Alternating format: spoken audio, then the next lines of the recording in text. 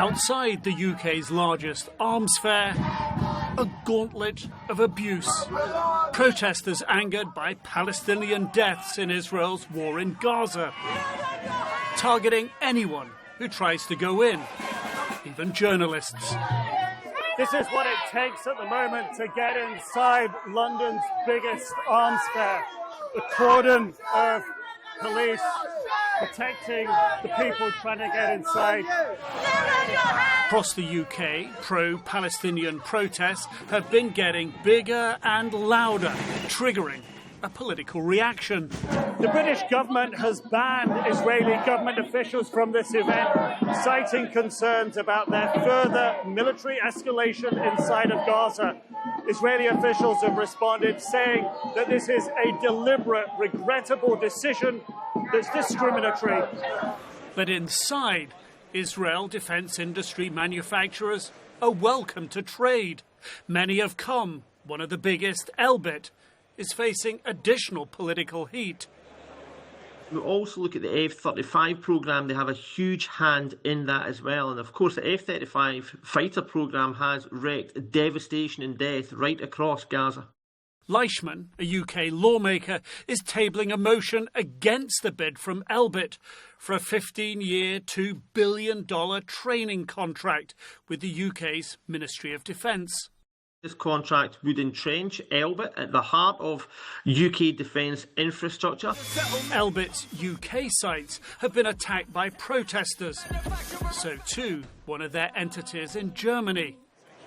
Elbit told CNN they don't have a comment about protesters or contracts, but their stand at London's arms fair was busy, although they asked us not to show their staff out of concern for their safety. Other Israeli sales teams did let us film. This is where the Israeli government pavilion would have been. Now, none of these Israeli defence contractors here wants to speak to us on camera, but privately they tell us business is booming. Part of the reason, they say, customers like the way that the Israelis have protected their people and want to buy in to some of that battle-tested hardware. Israel doesn't publish all of its arms sales figures, but publicly available data shows record high sales.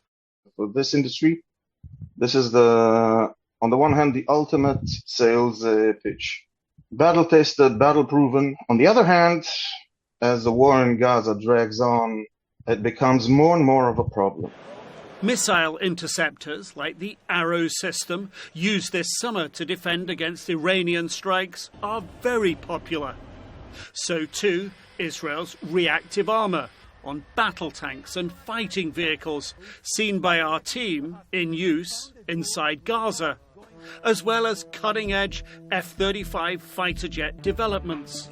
And it's not just the weapons that keep ties strong with Israel. Defence and security interests are often deeply intertwined. The UK in particular shares intelligence and technical expertise.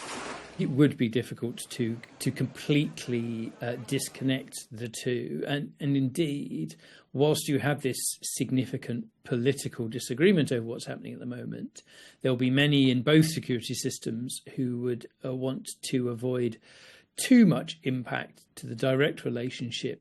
Spain's tolerance was shattered earlier this month, finally annulling hundreds of millions of dollars worth of contracts it had promised to cut months ago, just moments after Israel's strike against Hamas in Qatar.